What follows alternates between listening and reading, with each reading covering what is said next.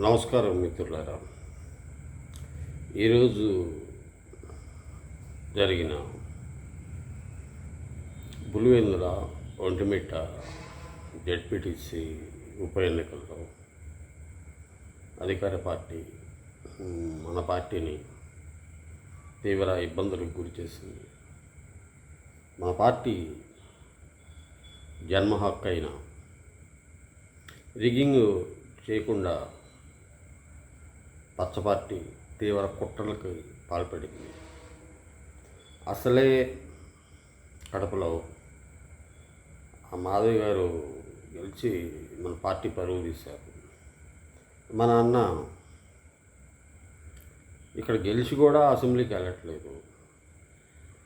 ఇక్కడ మనకి అలవాటై మనకి మాత్రమే సాధ్యమైన రిగ్గింగ్ కూడా చేయనీయకుండా అధికార పార్టీ కుట్రలు పన్ని ఈ ఒంటిమిట్ట ఈ పులివెందుల్ని వాళ్ళ ఖాతాలోకి దాదాపు వేసుకుంటుందని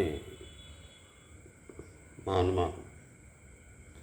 మా సతీష్ రెడ్డి అన్న, రమేష్ యాదవ్, మా రప్ప అవినాష్ రెడ్డి అన్న, ఎంతమంది ఎన్ని ప్రయత్నాలు చేసినా ఈరోజు మేము ఒక విధమైన వెనకంజ వేశామని చెప్పుకోవడానికి చింతిస్తున్నాం. అయితే పార్టీలోని ఒక కార్యకర్తగా నేను చెప్తుంది అందంటే, మన అన్న ఆల్రెడీ అటు లోటస్ పాండ్కి వెళ్ళట్లేదు, ఇటు తాడేపల్లికి కూడా మంగళవారం వచ్చి గురువారం వరకు ఉండి ఆ తర్వాత బెంగళూరు వెళ్తున్నాడు. ఇప్పుడు ఆల్రెడీ బెంగళూరులోనే ఉన్నాడు పాపం. ఈ ఎన్నిక ఆయన ఎంతో ప్రతిష్టాత్మకంగా తీసుకున్నాడు. ఎప్పుడో 95లో తులసిరెడ్డి గారని అప్పట్లో కాంగ్రెస్లో 20 సూత్రాల కమిటీ చైర్మన్గా కూడా చేశాడు. ఆయన గెలిచాడంట. ఆ తర్వాత ఇంతవరకు అక్కడ అసలు ఎన్నికే జరగలేదంట. అంతా ఏకగ్రీవాలేనంట. మన అన్నోళ్ళ నాన్న రప్పకురైన మన అన్న బాబాయ్ వీళ్ళే ఆ ఎన్నికని ఏకగ్రీవంగా ప్రజల్ని పోలింగ్ బూత్ దాకా తీసుకొచ్చే శ్రమ లేకుండా వాళ్ళే క్యాండిడేట్ని పెట్టి వాళ్ళే అభ్యర్థిని డిక్లేర్ చేసేసి వాళ్ళు అట్లా గెలిచాడని, ఆ అవకాశం ఇప్పుడు లేదే అని మన అన్న తీవ్ర మనోవేదకు గురవుతున్నాడు. అన్నను ఓదార్చేవాళ్ళు ఎవరు? అన్నే అందరిని ఓదారుస్తాడు కదా. ఇప్పుడు అన్నను ఓదార్చే దిక్కు లేక అన్న తీవ్ర మనోవేదనకు గురవుతున్నాడు. ఆల్రెడీ అప్పటికి మన ఛానల్లో రకరకాల జిమ్మిక్కులు, ట్రిక్కులు ఎన్ని చేసినా ఈ ప్రజలు నమ్మి చావటం లేదు. కాకపోతే మనం ఈసారి డిసైడ్ అవుదాం. ఎటు రేపు ఈ టైంకి ఫలితాలు వస్తాయి కాబట్టి సాధారణంగా చూద్దాం. ఇది పచ్చపార్టీ కుట్ర అయినా గెలిపోవటంలో సహజం.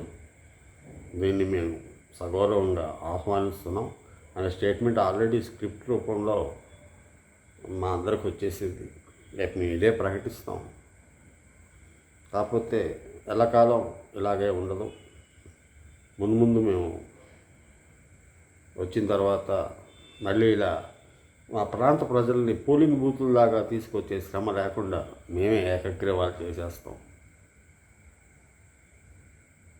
మా ప్రజలకి ఇన్నాళ్ళ వరకు అసలు పోలింగ్ బూత్లకు వెళ్లకుండా, శ్రమ లేకుండా, అసలు ఓటు హక్కు అది వినియోగించుకోకుండా వాళ్ళకి ఆ శ్రమ ఎందుకని మేము చేసిన సేవని ఈ కూటమి ప్రభుత్వం గుర్తించకుండా అభ్యర్థిని పెట్టి, ఆ బీటెక్ రవి అంట వాళ్ళ భార్యను పెట్టి గెలిపించుకోవడానికి నానా హంగామా సృష్టించి మాకు అలవాటైన విద్యని ప్రదర్శించడానికి వీలు లేకుండా మమ్మల్ని కట్టడి చేసింది. దీన్ని మేము తీవ్రంగా నిరసిస్తున్నాం, ఖండిస్తున్నాం. మా అన్నకి మా నైతిక మద్దతు తెలియజేస్తున్నాం. మన పార్టీ కార్యకర్తలందరూ అధైర్యపడవద్దు. రాబోయే రోజులన్నీ మనయ్యే. ఏపీ టైంకి అభ్యర్థులు గెలిచిన వాళ్ళు ఎవరో తెలుస్తారు. మనం యథావిధిగా మనకు వచ్చిన స్క్రిప్ట్ ప్రకారం చదివేస్తాం. ప్రజాస్వామ్యం అతహ అని ప్రకటిస్తాం. ప్రజాస్వామ్యం అంటే మన పార్టీకి ఉన్న ప్రజాస్వామ్యం, మనకు చేతనైన ప్రజాస్వామ్యం ఏంటో అందరికీ తెలిసిందే. ముఖ్యంగా ఒటిమిట్ట, పులివెందుల చుట్టుపక్కల ఏరియా వాళ్ళు అందరికీ తెలిసిందే. మళ్ళీ ఆ ప్రజాస్వామ్యం కోసం మన అన్న మళ్ళీ వస్తాడు. ఇది మీరు గుర్తుంచుకొని నిరాశపడకుండా మనోధైర్యంతో ఉంటారని ఆశిస్తున్నాం. పండుగ చిన్న మాట, మన రపారప్ప అవినాష్ రెడ్డి గారి దగ్గరికి ఆయన పోలీసు ఉన్నతాధికారి వెళ్ళి పక్కన కూర్చున్నాడంట. మన అన్న ఆల్రెడీ పోలీసులు బట్టలు ఒప్పదిస్తా అన్నాడు కదా అని మన అన్నకి ఇక్కడున్న అవినాష్ రెడ్డి ఆయనకి భయపడి, ఆయనకి ఆలోచన వచ్చి భయపడి ఈ పోలీసు అన్నయ్య కొంపదీసి నా బట్టలు ఒప్పదిస్తాడే ఏందని కూడా కంగారు పడ్డాడంట. ఈ విషయం విశ్వసనీయ వర్గాల ద్వారా మనకు తెలిసింది. ఎవరు మన బట్టలు ఒప్పదీసే పరిస్థితే మనం కల్పించాం. ఎందుకంటే మన బట్టలు మనమే ఉపదీసుకుంటాం. మన విజయసాయి రెడ్డి అన్న ఎప్పుడో ప్రకటించాడు అందరి గొడ్లు ఓడదీస్తాడని. మన గొడ్లు మనమే ఓడదీసుకుంటాం, ఎవరు ఓడదీయరు.